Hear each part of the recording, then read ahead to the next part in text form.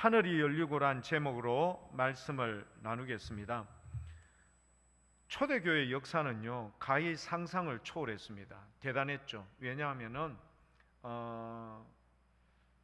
사도 베드로가 설교를 전하면요 사람들이 일단 집중을 해요. 그리고 사도 베드로의 그 설교를 듣던 사람들이 자복하는 심령을 가지고요 사도 바울의 권면 말대로 그들이 예수 그리스도로 말미암아 죄사함을 받고 그리고 회개하며 그리고 성령을 받는 역사가 이루어졌고요 세례를 3,000명이 받고 5,000명이라는 많은 사람이 주의 품으로 돌아오는 기적과 은혜와 능력, 표적 이런 것들이 매일 매 순간의 삶 가운데 이루어졌습니다. 그런데 사도 베드로가 이 사도행전 2장에서 동일한 내용의 말씀을 전했어요. 그런데 스데반 집사가 사도 베드로보다는 조금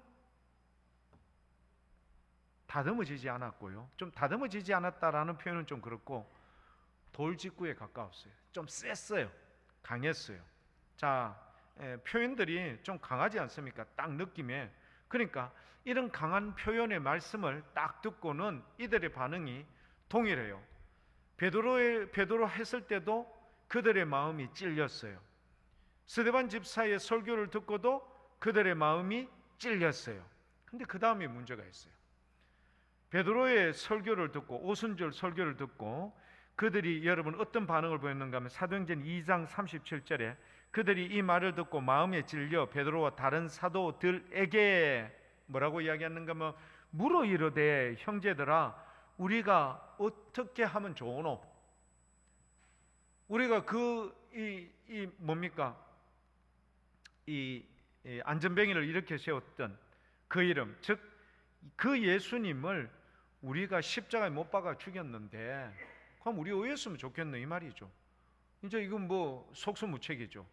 하나님의 아들이신 그분을 십자가에 못 박는 일에 함성을 지르고 그 다음에 여러분 본디오 빌라도가 바라바를 놓아줄까 예수를 놓아줄까 이렇게 빅딜을 한데도 불구하고 한결같이 이런 지하에 거절해버리고요 바라바를 놓아주고 예수를 못 박으라. 만약에 예수를 놓아주면은 너는 누구의 신하가 아니다? 그렇죠. 로마 황제였던 로마 황제 가이사의 신하가 아니다. 이 말은 뭐냐 하면은 네 인자 인사 곡과 성적은 끝났다고 봐라 이 말이죠. 그러니까 이 위협에 누가요? 그 자기는 공무원이지 않습니까? 파견 나와 있는 공무원으로서 여러분 여기에서 분쟁과 말하자면은 구테타가 일어나면은 자기는 끝나는 거거든요. 그러니까 자기는 손 씻고 이제 깨끗하게 나는 이 일에 관여하지 않고 여기에 이루어지는 모든 죄의 결과는 너희가 다 뒤집어 써라. 우리가 다 뒤집어 쓰겠다. 그러니 예수를 빨리 못 박아라 라고 아우성 쳤던 겁니다. 그때 동참했거나 참여했거나 하여튼 예수님의 십자가에 여러분 이것에 관여했던 직간접적으로 관여했던 사람들이 이 베드로의 오순절 설교를 듣고는요 가슴이 찔려가지고 마음이 찔려가지고요 베드로와 다른 사도들에게 어떻게 하면 좋노? 이거 도대체 이 일을 어떻게 이제 해결하면 좋냐고 이렇게 표현을 했어요. 그런데 그 이후에도요 3,000명이나 세례받고 5,000명이 주를 믿고 주의 품으로 돌아왔다 이런 역사가 이루어졌는데 동일한 설교예요. 약간 좀 돌직구에 가깝고 좀 셌어요. 스데반 집사는 좀 더 강력했어요. 좀 다듬어지지 않았고 뭔가 모르게 직설적이었어요. 자, 그런 설교를 딱 들었던 그들이요 이번에도 똑같았어요. 마음이 찔렸는데 54절에 보니까 그 다음이 문제예요. 그를 향하여 누구죠? 스데반 집사를 향하여 이를 갈기 시작했다. 두고 보자 이 말이에요. 그러니까 여러분 똑같은 설교인데도 그리고 지금까지 되어지는 분위기가 점점 무르익고 좋아지고 부흥하며 든든히 세워지는데 여러분 왜 이런 결과가 생길까요? 심지어는 스데반 집사를 향하여 돌을 들어서 스데반 집사를 죽여버리고요 이런 문제가 생긴 거예요. 자, 이거를 성경이 뭐라고 이야기하는 거죠? 이런 사태를 예루살렘의 큰 박해가 있었다. 8장 1절에 그렇게 나오죠. 8장 1절에 사울은 그가 죽임 당함을 마땅히 여기더라. 그날에 예루살렘에 있는 교회에 큰 박해가 있어라고 되어 있습니다. 자, 교회 여러분, 교회가 좋아져요. 잘 나가요. 막 사람들이 인산인해 모이고요. 기적도 나타나고요. 사람들이 음식 먹을 때도 기뻐하고 뭐 즐거워해요. 다 잘 돼요. 갈수록 좋아지는 거예요. 그럼 기대하죠, 사람들이. 그러나 어느 날 뜬금없이 갑자기 교회에 큰 분쟁이 생겼어. 갑자기 이거는 설명을 할 수가 없어요, 교회 여러분. 왜 도대체 사도행전 2장, 3장, 4장 막 갈수록 좋아지고요. 그 다음에 성령을 거역하는 일이 있어서 아나니아 삽비라는 막 죽어버리고요. 그리고 막 이런 막 강력한 성령의 역사가 이루어지는데 왜 하필 사도행전 7장이 끝나고 8장 1절에는 이런 어마무시한 어려운 문제 이런 것이 생길까? 설명은 할 수는 없지만 아무튼 우리는 이것을 뭐라고 이야기하죠? 교회에 뭐가? 박해가 있었다라고 설명을 하고 있습니다. 자, 교회가요, 여러분 잘 나가다가 그럴 수 있어요. 각 가정도 여러분 신나게 여러분 좋은 일만 생기고 여러분 흥하는 일만 생기다가 갑자기 어려워질 수 있어. 설명이 불가능해. 이게 무슨 설명이 되겠습니까? 뭐 설명으로 뭔가를 뒷받침할 이유와 이런 그 근거기가 없어요. 근데 아무튼 우리가 설명은 할 수는 없지만 뭐라고 표현은 할 수는 없지만 교회가 일단은 뭐 어떻게 됐다고요? 어려운 문제에 직면하고 나니까 교회가 여러분 그렇게 똘똘 뭉치고 하나가 되고 사람들이 모이면 기도하고 막 떡을 떼고 서로 은혜가 넘치고 성령이 충만했는데 여러분 어떻게 되죠? 교회가 박해가 있으니까 뭐 하기 시작했다? 사람들이 다, 사도 외에는 다라고 되어 있지 않습니까? 모두 다 유대와 사마리아 혹은 모든 땅으로 어떻게 됐다? 흩어졌다. 자, 교회 여러분, 여기서 제가 질문을 드립니다. 교회에 지금 큰 박해가 있고 사람들이 다 흩어졌어요. 요거 좋은 겁니까? 나쁜 겁니까? 자, 제가 지금 질문하는데요, 요번 질문은 조금 여러분 곰곰이 생각을 해보셔야 돼요. 제가 힌트를 미리 드렸습니다. 요거요, 막 박해가 있고 흩어졌어. 요거 좋은 쪽입니까? 나쁜 쪽입니까? 좋은 쪽. 제가 조금 생각을 해보라고 힌트를 드렸는데 나우철 집사님 굳굳하게 좋은 쪽이라고 이야기를 했습니다. 좋은 쪽이라고 이야기하셨죠? 그 맞추셨어요. 좋은 쪽이에요.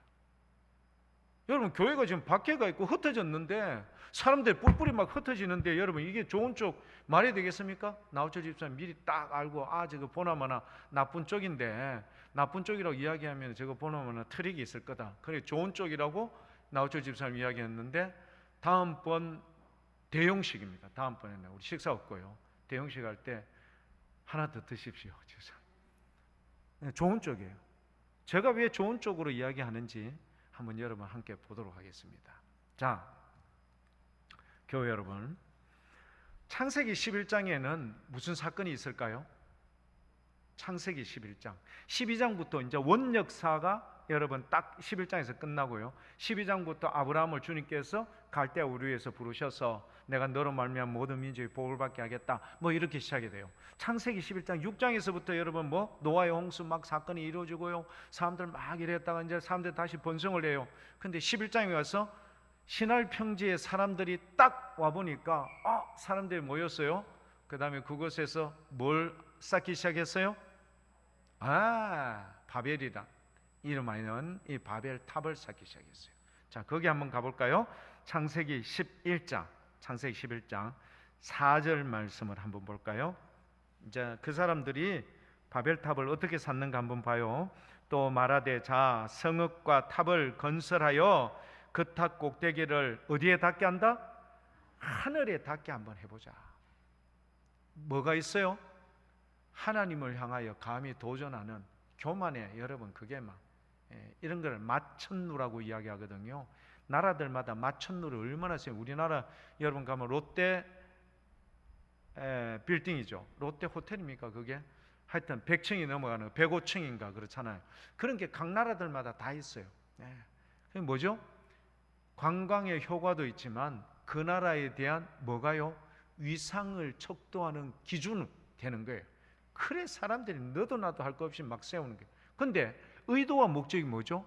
탑을 건설하여 그 탑 꼭대기를 하늘에 닿게 하고 우리 이름을 내고 온 지면에 뭐함을 면하자?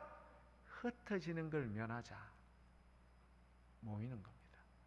아브라함은요, 하나님께서 네가 동서남북 어디를 가든지 내가 복을 주겠다, 너와 함께 하겠다 이렇게 약속했어요. 그런데 먼저 땅을 선점한 거는 조카 롯이 먼저 선점을 해요. 선점의 기준은 여러분 뭐죠? 애굽 땅 같고 에덴 동산 같았더라. 그렇게 기준이 됩니다. 사람들이 모이면요 뭐가 될 수 있는가 하면은 우선은 막 초대교회 막 모이고 은혜가 충만하고 했지 않습니까? 그런데 모임 가운데서 뭐가 또 유발될 수 있을까요? 그렇죠. 약간의 불합리한 문제도 유발이 될 수 있었던 거예요. 일단 바벨탑하고는 초대교회하고는 비교 불가능해요. 그렇지만 제가 지금 이야기하는 것은 흩어짐에 대한 것을 설명하기 위함이죠. 자, 이 사람들이 이렇게 했어요. 자, 그런데 여호와께서 그 건설하는 성읍과 탑을 보려고 내려오셨어요. 5절에 내려오셨거든요. 오셔서 여러분 8절을 한번 볼까요? 여호와께서 거기서 그들을 온 지면에 뭐 했으므로? 흩으셨으므로 그들이 그 도시 건설하기를 그쳤더라. 도시 건설하기를 그쳤더라. 이거 만약에 이거 그대로 그냥 이거 언어를 혼잡게 해서 이거 흩어지지 않으면은 어떻게 되는가 하면은요 어마무시한 결과가 도출된다고 하나님께서 직접 얘기했어. 어디에요? 6절에 보면 나와요. 6절에 보면은 한번 여러분 읽어보세요. 시작. 여호와께서 이르시되 이 무리가 한 족속이요 언어도 하나이므로 이같이 시작하였으니 이후로는 그 하고자 하는 일을 뭐 할 수 없다? 막을 수 없다. 여러분, 우리 하나님이 보시기에도 사람들이 준 그 지혜를 가지고요 하나님께 도전하고 흩어지지 말자. 그리고 나서 모여서는 문제를 야기할 수 있는 것들이 많았는데 만약에 주님께서 언어를 혼잡게 해서 흩지 않았으면은 이것을 막아낼 수 있는 방법이 없을 정도. 그러면 무슨 사태가 또 벌어지죠? 제2의 노아의 홍수 사태가 또 벌어질 가능성이 있는 거예요. 그러니까 사람들이 여러분 모였다 하면은요 그 생각하고 하는 것들이 어마무시한 거예요. 자, 이거를 우리는 바벨탑을 통해서 알게 되었습니다. 자, 마태복음 17장에 보면은 변화산이라고 우리가 그냥 가칭 그렇게 이야기해요. 그 산이 변화산은 아니에요. 왜냐하면 예수님이 막 희게 빛처럼 변화되었기 때문에 변화산이라고 이야기해요. 자, 베드로가요 엘리야와 모세와 예수님께서 함께하는 얘기하는 모습을 보고 너무너무 마음에 감격이 돼가지고 예수님께 뭘 부탁하는가 하면은 이곳에다가 무엇을 짓고? 초막셋을 짓고 하나는 주님, 하나는 모세, 하나는 엘리야를 위해서 주고 이곳에 있기를 원하였지만 주님께서 오케이 그래 이곳에 있자 했습니까? 아니면은 마태복음 17장에 보면 주님께서 다시 내려오셔서 가셨다라고 되어 있어요. 다시 내려와서 가셨어. 어디에? 9절 말씀해 보면 마태복음 17장 그들이 산에서 내려올 때에 예수님께서 명하여 이르시되 라고 되어 있습니다. 뭘까요? 사람들은요 자꾸 모이려고 해요. 물론 모이는 게 나쁜 게 아니에요. 초대교회 모임이 여러분 건전하고 좋아요. 그런데 문제는 뭐냐 하면은 이런 모임이 있고 나면은 거기서 파생되어져 가는 좋지 않은 문제도 야기될 가능성이 있어. 대표적 예가 바벨탑 사건을 통해서 우리가 바라볼 수 있거든요. 그런데 아무튼 교회가 박해가 있어서 흩어졌는데 그걸 주님께서 어떻게 긍정적인 방향으로 그렇게 바꿀 수 있을까? 우리가 한번 살펴봐야 되는데요. 먼저 첫 번째는 그 근거가 될 수 있는 것은 사도행전 1장 8절 말씀. 뭘까요? 오직 성령이 너희에게 임하시면 너희가 권능을 받고 예루살렘과 온 유대와 사마리아와 땅끝까지 이르러 내 증인이 되리라. 아셨죠? 뭔가 하면은 예루살렘의 중심으로 그들이 모이고 3,000명, 5,000명 여러분 이렇게 모이고요. 하지만 여러분 뭐가요? 그 모였던 사람들이 유대, 사마리아 그리고 땅으로 막 흩어질 수 있도록 주님께서 만들어 주신 이유는 땅끝까지 이르러 내 증인에 대한 뭐가 이루어진 거죠? 기초가 이루어진 거예요. 근데 박해가 있는데 언론 보기에는 이것 때문에 힘들어했는데 주님께서는 그걸 통해서 어떻게 해요? 그렇죠. 복음이 전파될 수 있도록 다 미리 예배하고 준비해 놓으신 거예요. 자, 두 번째, 오늘 말씀에 증거하는 사울이라는 사람, 새로운 리더십이 등장을 해요. 자, 이 사울이라는 사람 우리가 잘 알죠. 아나니아도 묻지만 사울이라는 사람은 예수님께서 어떻게 한 사람이라고요? 점지 선택한 나의 그릇이다. 사울이라는 이 사도 바울이죠. 이 사도 바울을 주님께서 선택한 사람이라. 새로운 리더십이 생긴 거예요. 근데 이 리더십에게 아나니아에게 걱정하지 마라. 내가 이 사울이 복음을 전하면서 당하는 무엇을 보여준다고요? 얼마나 많은 고난을 당하는지를 딱 보여준다. 그렇게 얘기했어요. 자, 새로운 리더십. 그러니까 여러분, 사람들은요 안주할 가능성이 있어.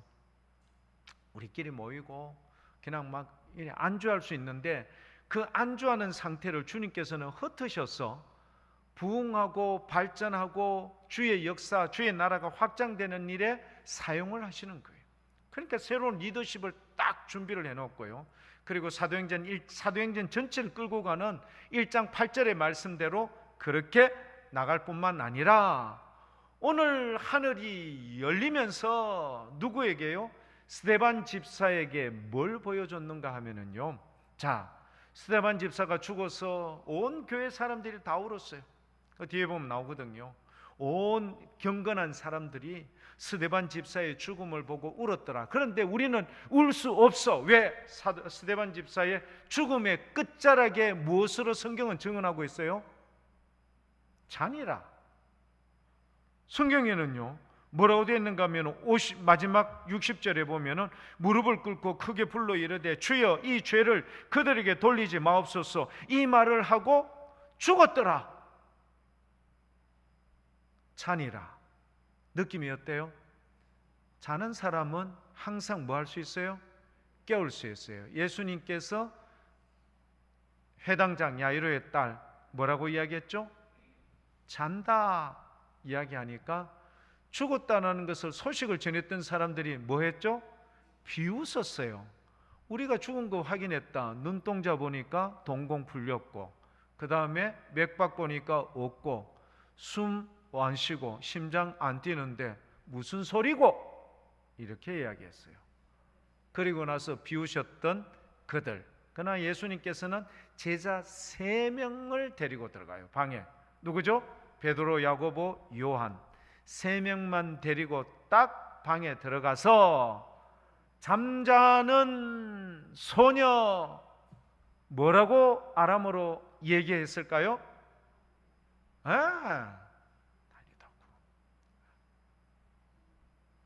맞습니까? 가만히 있어봐. 제가 지금 헷갈립니다. 달리다굼 아니고 뭐죠? 헷갈립니다. 소녀야 일어나라 그렇게 이야기했죠. 달리다굼 맞는가? 예. 달리다굼 맞죠? 예. 전사님 맞습니까? 예, 맞습니다. 예, 요즘 갑자기 헷갈립니다. 자, 여러분 생각해 주세요. 예수님이 잔다라고 표현했어요. 이유가 뭐죠? 예수님이 생명이라는 것을 보여주는 거예요. 그 소년이 죽었어요, 안 죽었어요? 죽었어요. 맞아요, 여러분, 죽었어요. 죽었지만 누구 앞에서는, 예수님 앞에서는 죽음이 생명으로 변화되는 거예요. 잔이라. 그래서 많은 경건한 유대인들이 스데반 집사의 죽음을 두고 크게 울고 슬퍼했지만 성경은 뭘 이야기하고 있어요? 그의 죽음은 다시 산다라는 부활의 약속이 있는 잔이라라는 표현으로 뭘 이야기하고 있는 거죠? 그렇죠. 이 흩어져 있는 교회에게 뭔가, 그렇죠, 절망, 낙심 이런 게 없는 거예요. 희망적인 말을 주는 거예요. 잔이라. 그리고 나서 이 스데반 집사에게 뭘 보여주고 있어요? 59절, 60절 말씀에 천상에 이루어졌던 일들, 보좌에 계신 성부 하나님, 그리고 어린 양 대신 예수 그리스도가 계신 것을 보여주신 거예요. 여러분, 성경을 읽어보면요, 사도 바울이 고린도후서 12장이에요. 내가 몸 밖에 있었는지 몸 안에 있었는지 그분께서는 안다. 내가 여러분들에게 이 환상을, 이것을 꼭 내가 전해야 되는 것, 그런 걸 사도 바울은 잘 이야기하지 않았어요. 근데 고린도후서 1장부터 쫙 12장 1장부터 나오는 게 뭐냐면은 삼청천, 바로 5절인가 6절에 가면은 낙원이라고 얘기해요. 이거를 자기가 봤는데 이 표현을 어떻게 하는가 하면은 사람의 말로 이거를 어떻게 표현할 수가 없다라고 그렇게 표현을 해요. 낙원을 사람의 말로, 이 자기가 본 삼청천, 즉 낙원을 어떻게 표현할 수 없다라고 그렇게 표현을 했어요. 그런데 스데반 집사가 이미 벌써, 그러니까 스데반 집사의 죽음을 합당히 여겼고 그의 죽었던 그 자의 옷을 그 발 앞에 던져 놓았을 때 사울이 합당하게 여겼던 그 사울이요, 고린도후서 12장에 그것을 여러분 이렇게 조심스럽게 그 환상 보았던 걸 얘기할 때 말로, 사람의 말로 어떻게 표현할 방법이 없다. 근데 나는 분명히, 그렇죠, 내가 몸 밖에 있었는지 몸 안에 있었는지는 알 수는 없지만, 그러나 뭐라고요? 삼청천, 그리고 바로 낙원이라는 것을 직접 환상 중에 보았던 겁니다. 자, 이거를 스데반 집사가 여러분 직접 라이브로요 생중계를 하고 있어요. 59절과 60절 말씀, 그들이 돌로 스데반 집사를 치니 스데반이 부르짖어 이르되 주 예수여 내 영혼을 받으시옵소서 하고 무릎을 꿇고 크게 불러 이르되 주여 이 죄인을 그들에게 돌리지 마옵소서, 이 말을 하고자 하니라. 어디 갔습니까? 위에 있습니까? 위에 있네요. 56절, 55절. 스데반이 성령 충만하여 하늘 우러러 주목하여 하나님의 영광과 및 예수님께서 하나님 우편에 서신 것을 보고 말하되 보라 하늘이 열리고 인자가 하나님 우편에 서신 것을 보노라 한데, 여러분 이 내용이 어디에 고스란히 가 있을까요? 사도 요한이 밤모섬에서 무엇을 봤죠? 천국, 바로 이 환상을 보죠. 요한계시록 22장에 보면 나오는데, 계시록 22장 3절 4절 5절에 보면 이렇게 나옵니다. 요한계시록 22장 3절 4절 5절입니다. 다시 저주가 없으며 하나님과 그 어린 양의 보좌가 그 가운데 있으리니 그의 종들이 그를 섬기며 그의 얼굴을 볼 터이요 그의 이름도 그들의 이마에 있으리라. 이 부분입니다. 지금은 스데반 집사밖에 못 봐요. 사람들은 볼 생각도 안 하고요. 스데반 집사 봤다는 그것에 오히려 경계를 내면서요, 분노하면서 돌을 들어 스데반 집사를 입막음하기에 정신이 없었어요. 그런데 보세요, 스데반 집사가 죽으면서 아버지, 저들의 죄를 뭐 해달라고요? 용서해 주셔서 내가 주님을 배웠고 주님의 나라에 내가 그렇게 설 수 있었던 것처럼 저들도 그렇게 해달라고 여러분 스데반 집사가 순교하면서 뭐 했죠? 용서를 선포했던 겁니다. 교회 여러분, 오늘 저와 여러분들에게 이 말씀은 매우 소중한 도전을 우리에게 주고 있습니다. 쉽지가 않아요. 누가 함부로 이걸 볼 수 있겠습니까? 그러나 여러분, 사도 바울도, 그리고 사도 요한도, 그리고 스데반 집사도 성령의 역사로 말미암아 이 모든 것을 환상 중에 보았지만 그러나 정말 주님이 우리에게 임하셔서 그 나라에는, 하늘나라에는 이런 역사가 이루어지는데 뭐라고요? 그의 종들이 그를 섬기며 그의 얼굴을 볼 터이요 그의 이름도 그들의 이마에 있으리라.